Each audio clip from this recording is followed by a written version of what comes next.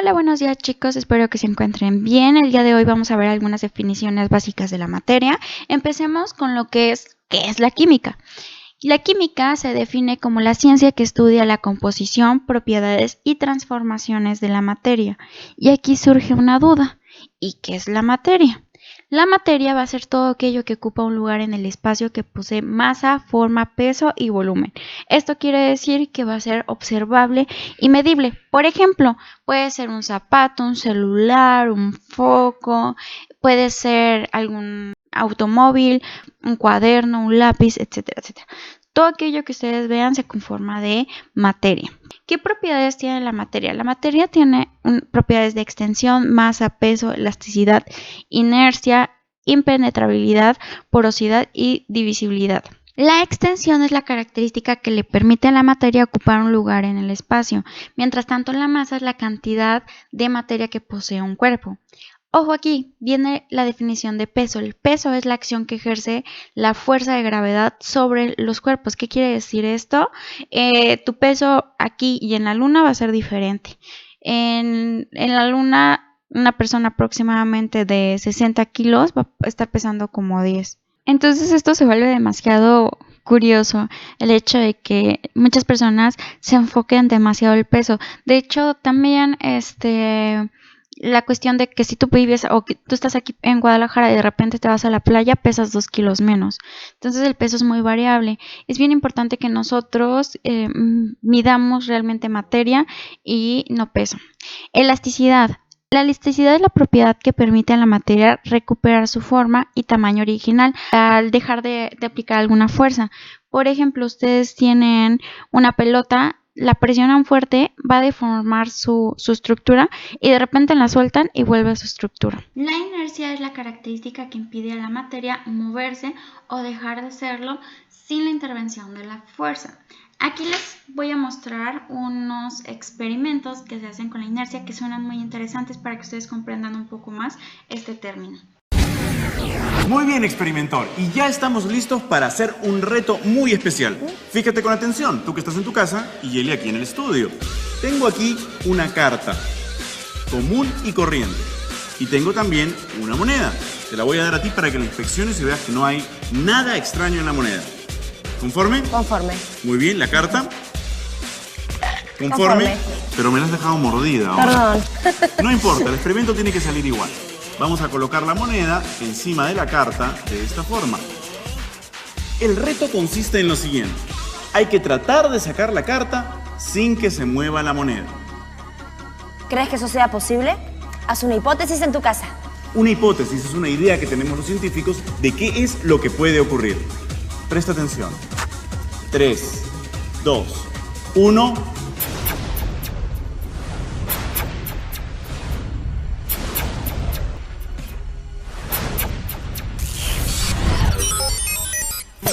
¿Viste lo que pasó? La moneda no se movió. ¿Sabes por qué es esto? Por el principio de la ley de la inercia. ¿Qué es la inercia? Es una de las 3 leyes de Isaac Newton. Newton determinó que todos los cuerpos tienden a permanecer en el estado en el que se encuentran. Si se encuentran en estado de movimiento, tienden a permanecer en movimiento hasta que alguien o algo los detenga. Si se encuentran quietos, tienden a permanecer quietos hasta que alguien rompa su estado y los haga moverse. Ustedes también pueden hacer el mismo experimento en su casa, la verdad está muy sencillo. Es solamente agarrar una moneda y una carta y van a ver que sí sucede. Lo mismo pasa con la inercia, por ejemplo, cuando van en un carro y de repente chocan o tienen un accidente, la persona sale impactada. ¿Por qué? Porque estaba en movimiento y algo lo frena y el cuerpo sigue en movimiento. Realmente por eso es la importancia de usar el cinturón de seguridad. Impenetrabilidad quiere decir propiedad que hace que un cuerpo no pueda ocupar el espacio de otro al mismo tiempo. ¿Qué quiere decir esto? Como esta materia ya tiene su propia masa, no pueden estar ocupando el mismo espacio en el mismo momento. Cada parte o cada materia va a tener su propio lugar. Porosidad, presencia de espacios entre partículas que conforman la materia. Por ahí un poquito más adelante vamos a ver la composición del átomo, todos los espacios que tiene entre él y las distancias que hay. Divisibilidad, característica que permite a la materia dividirse en partes pequeñas. Por ejemplo, si agarran una hoja, la van partiendo a la mitad, a la mitad, a la mitad y ya le sale más pequeña, más pequeña y más pequeña la materia.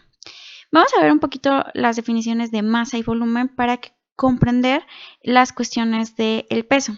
Cuando hablamos de masa es la cantidad de materia que ocupa un cuerpo, ya lo habíamos mencionado. Esta se va a medir en kilogramos o en gramos y para medirla necesitamos alguna balanza. Cuando hablamos de volumen es el espacio que va a ocupar el cuerpo. Se mide en litros y para poderlo medir se emplean algunas probetas. Ahora vamos a hacer una dinámica para ver si comprendimos las propiedades de la materia. De este lado tenemos una porción de grasa y de este lado tenemos una porción de músculo. Ustedes, si les preguntaran qué pesa más, esta porción de grasa o esta porción de músculo, ¿qué dirían? Imagínense que pesan exactamente lo mismo. ¿Por qué?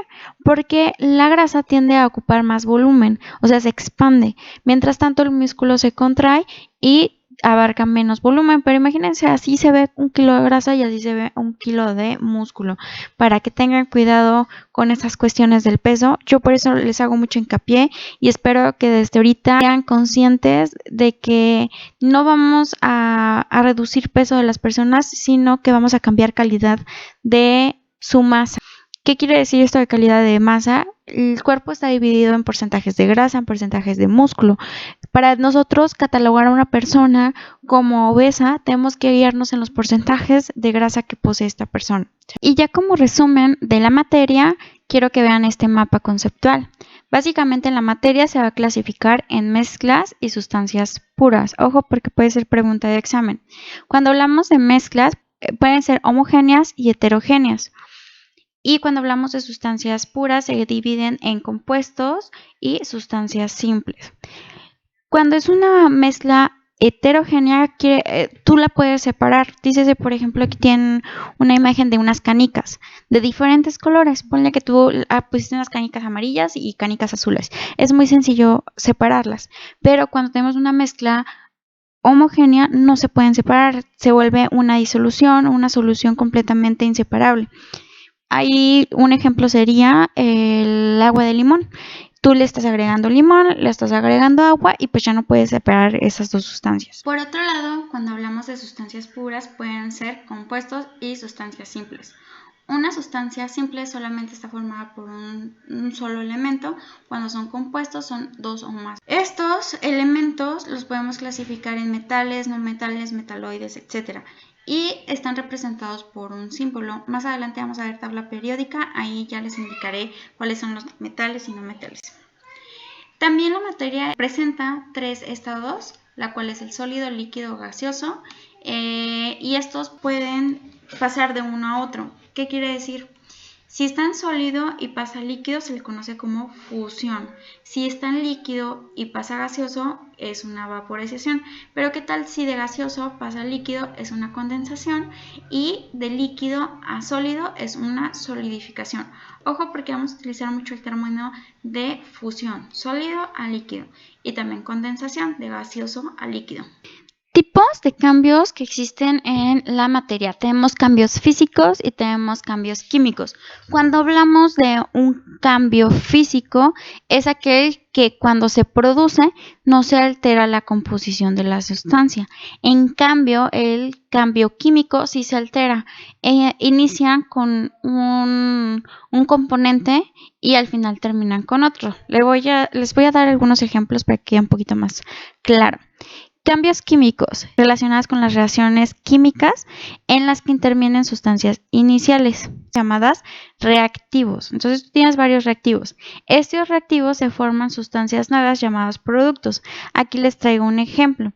Tienen este árbol, se quema y entra en interacción con el oxígeno y el dióxido, entonces se empieza a cambiar su composición y ya queda solamente las cenizas del árbol, cambió. En cambio, un cambio físico no se modifica la masa ni la materia. Por ejemplo, este clavo que nomás lo doblaron, sigue teniendo la misma masa y la misma materia, solamente tiene diferente forma. En cambios físicos pueden ser deformaciones, cambios de estado, de líquido a gaseoso, dilataciones y contracciones.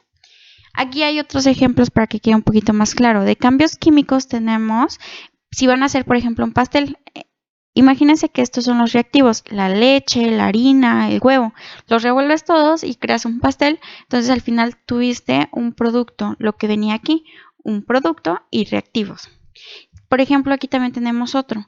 Un cambio químico puede ser cuando se oxida algún metal. Tú dices, pero oye, parece o se parece mucho a la materia inicial. No, porque entra, igual que con el árbol, entra en presencia del oxígeno y se oxida, provocando que se convierta en otra sustancia. Ahora se van a convertir en óxido de hierro.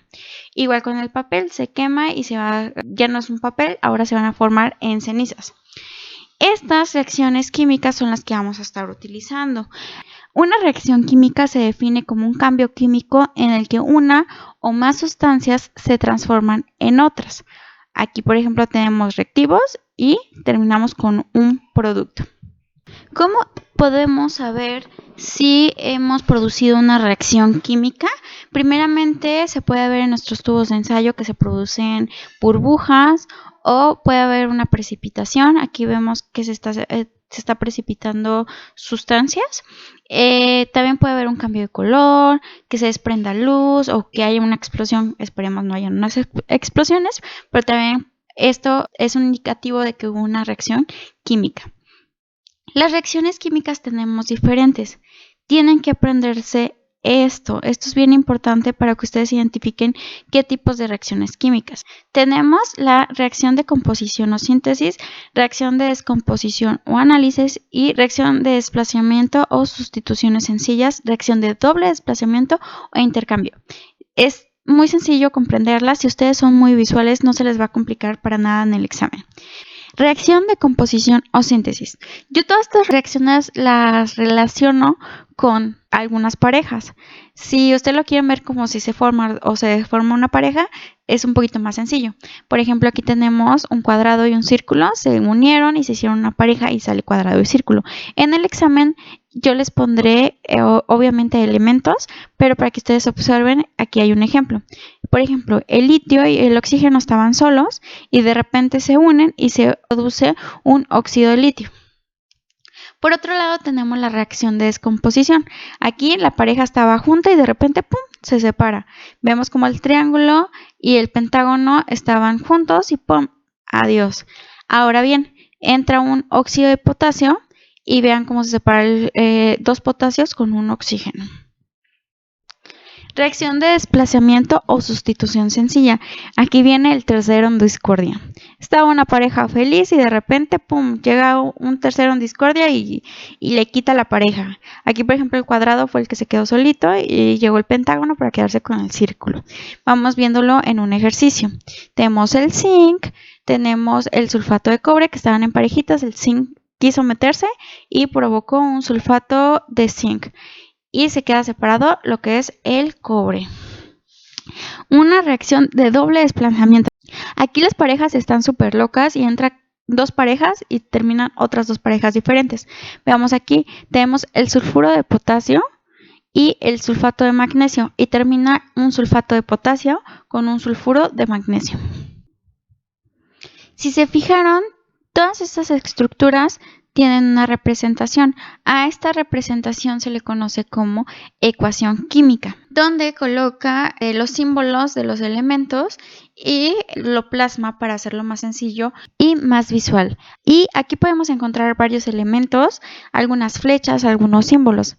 Por ejemplo, cuando la flecha está aquí en el centro, indica el sentido de la reacción. Ojo, puede estar para este lado o puede estar para este lado, ¿sale? Que aquí está el piquito de la flecha. Esto es bien importante porque nos está diciendo para hacia dónde va la reacción. Todos los que tengan el inicio que estén al inicio de la flecha son reactivos y lo que termine son productos. Pero también esto podría estar al revés. No siempre se sigue eso. La mayoría de las veces es más común encontrarlo de esta forma, de izquierda a derecha, pero se puede hacer de derecha a izquierda, ¿ok? Entonces, es bien importante que lo tomemos en cuenta. Siempre se tienen que fijar en dónde está el pico de la flecha. El pico de la flecha indica el producto. En el centro podemos tener catalizadores. Un catalizador es una sustancia que va a acelerar o retardar la reacción química y se va a encontrar por lo regular aquí. Esta no interfiere con los elementos. ¿Qué quiere decir que no interfiere? No va a contar como un reactivo y al final va a aparecer aquí. Los catalizadores solamente ayudan a acelerar sin combinarse con los elementos. Por aquí tenemos algunos símbolos que van a estar plasmados en algunas sustancias que vamos a tomar en el laboratorio. Cuando encontremos una S quiere decir que está en estado sólido, cuando tenemos una L quiere decir que está en estado líquido y cuando tenemos una G quiere decir que está en estado gaseoso, ¿sí?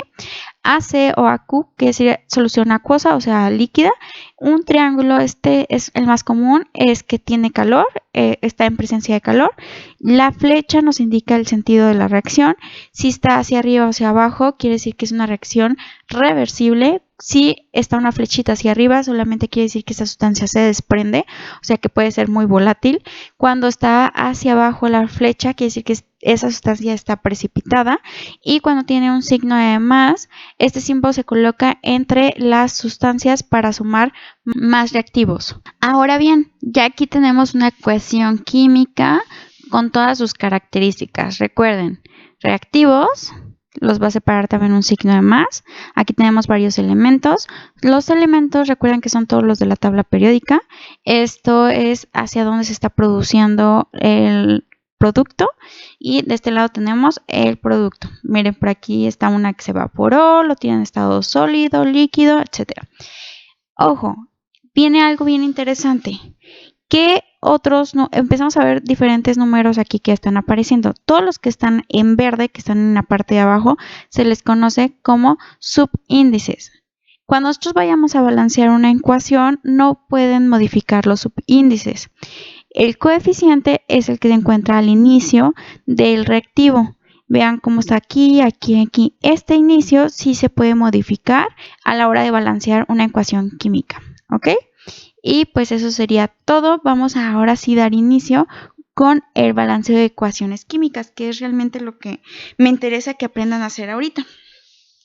¿Para qué nos interesa a nosotros el balanceo de ecuaciones químicas? Voy a aplicar aquí voy a mencionarles aquí una ley, la ley de conservación de masa. La masa establece que en toda reacción química la masa de una sustancia que reacciona es igual a la masa de una sustancia que se forma. ¿Qué quiere decir esto? La materia no se crea ni se destruye, solo se transforma. O sea, que no nos podemos inventar sustancias que aparezcan de repente. Por ejemplo, aquí tenemos la molécula del agua, tenemos 2 oxígenos y tenemos 4 hidrógenos. Si tú las unes van a formar 2 moléculas del agua, ¿sí? Imagínense que yo de repente les digo que tenemos 3 moléculas de agua, siendo que tú solamente metiste 2 oxígenos y 4 hidrógenos. Tú dices, ¿de dónde salió la otra molécula? No es compatible. O sea, si yo no me estoy inventando más materia. Si tú metiste esto, tiene que salir esto, ¿va? ¿Y cómo podemos balancear una ecuación? Existen varios métodos. Uno de los métodos es el método del tanteo. Este método, básicamente como su nombre lo dice, tanteas de un lado a otro cómo ajustar la ecuación. A mí en lo personal no facilita mucho realizar este método. Al contrario, te complica un poquito más y es más tardado. El método que a mí me gusta más es el método tradicional. El método tradicional tiene diferentes pasos. El primer paso va a ser anotar la ecuación. El segundo paso tienes que anotar el número de átomos por cada lado. Aquí en este ejemplo te lo anotan de este lado y de este lado. También algo que me funciona a mí es anotarlos en el centro. El carbono, el hidrógeno y el oxígeno. Para ya no escribir doble vez, pero si se les hace más fácil o más visual de esta manera, adelante. Tienes que verificar que existan todos los elementos. Dice, si de este lado hay carbono, de este lado también tiene que haber carbono. Si de este lado hay hidrógeno, de este lado también hay hidrógeno y oxígeno y oxígeno. Anotas cuántos hay de cada parte. Por ejemplo, aquí tenemos 3 carbonos, 8 hidrógenos y 2 oxígenos. Y de este otro lado tenemos un carbono, un hidrógeno, 2 hidrógenos y 3 oxígenos. ¿Por qué tenemos 3 oxígenos? Vean aquí, tenemos 2 oxígenos y de repente aquí hay un oxígeno. Algo bien importante que tengo que aclarar es que todo lo que está aquí de la mitad para acá, o sea, el producto, y todo lo que está de aquí a acá, o sea, el reactivo se suma. O sea, por ejemplo, aquí si lo dividimos, si lo dividimos, tenemos entonces aquí un oxígeno más estos dos oxígenos. Vamos viendo. El tercer paso es colocar siempre al final el hidrógeno y el oxígeno. ¿Por qué? Porque es más fácil ajustar siempre el hidrógeno y el oxígeno, así como van, hidrógeno y oxígeno. Hay otra forma de colocar los elementos como metales, no metales y al final hidrógeno, oxígeno, pero realmente es solamente la organización que quieras llevar. Yo sí les recomiendo como tal el dejar hasta el último el hidrógeno y el oxígeno porque son más fáciles de balancear. Entonces tenemos aquí carbono 3, hidrógeno 8, oxígeno 2. El hidrógeno 2, oxígeno 3 y carbono 1. ¿Por qué sumé aquí en carbono 1? Porque no tengo ningún subíndice al lado. Este subíndice no se multiplica por estos dos, al menos que ponga un coeficiente que sí multiplica los dos. Y bien, ya llegó la hora de balancear. Entonces, primero vamos a iniciar con el carbono. El carbono de este lado tiene 3 y de este lado tiene 1. El que se modifica es el que está en menor cantidad. Por ejemplo, aquí tenemos 1, vamos a empezar a modificar este lado. ¿Qué número multiplicado por 1 te da 3? El 3. Colocamos un 3 aquí al inicio, entonces 3 por 1, 3. Y, ojo aquí, no solamente se modificó el carbono, sino también el oxígeno. Yo les dije hace rato que este coeficiente modificaba tanto el elemento que está al inicio como al final. En este caso, el oxígeno, acuérdense que ya tenía 2, entonces se multiplica. Los coeficientes con los subíndices se van a multiplicar. 2 por 3 nos da 6. 6 más el 1 que teníamos aquí son 7 en total. Recuérdenlo, moléculas todas se van a multiplicar, ¿va? Aquí tenemos molécula, molécula. Multiplicar y sumar. Por último, ya tenemos ya tenemos balanceado el carbono. Ahora seguimos con el hidrógeno y el oxígeno. El hidrógeno de este lado tenemos 8. Acuérdense que nos vamos a ir al lado que esté más chiquito. En este caso, el lado derecho. El lado derecho tiene solamente 2 hidrógenos. ¿Qué número multiplicado por 2 te da 8? Colocas aquí el 4. 2 por 4, 8. Y ya tenemos balanceado el hidrógeno, pero modificó de nuevo el oxígeno. Acuérdense, coeficientes multiplican todo lo de la molécula. 2 por 4, 8 y 4 por 1, porque no hay ningún subíndice que nos diga que tiene más valor. Entonces, 4 por 1, 4. 4 más los 6 que vi acá, cambia a 10. Y ahora nos vamos al lado izquierdo, donde la cantidad de oxígeno será menor que el lado derecho. Aquí teníamos 2 y lo único que hacemos, como este está solito, es más fácil ponerle cualquier número que multiplicado por él nos dé el valor que queramos. Entonces aquí, por ejemplo, teníamos 10. ¿Qué número multiplicado por 2 te da 10? El 5. 2 por 5, 10. Y así ya quedaría balanceada nuestra ecuación. Ya tenemos la misma cantidad de reactivos y la misma cantidad de productos, sin que apareciera o desapareciera nada. Al último, para verificarla, solamente tienes que checar de ambos lados que tenga el mismo número. De este lado tengo 3, de este lado tengo 3, de este lado tengo 8 hidrógenos, de este lado tengo 8 hidrógenos, de este 10 y de este 10. Y pues eso es todo, chicos, espero que les haya quedado claro. Por ahí les voy a dejar algunos ejercicios para que practiquen y si les sigue quedando duda, resolverlo durante la clase en vivo. Que tengan un buen día, bye.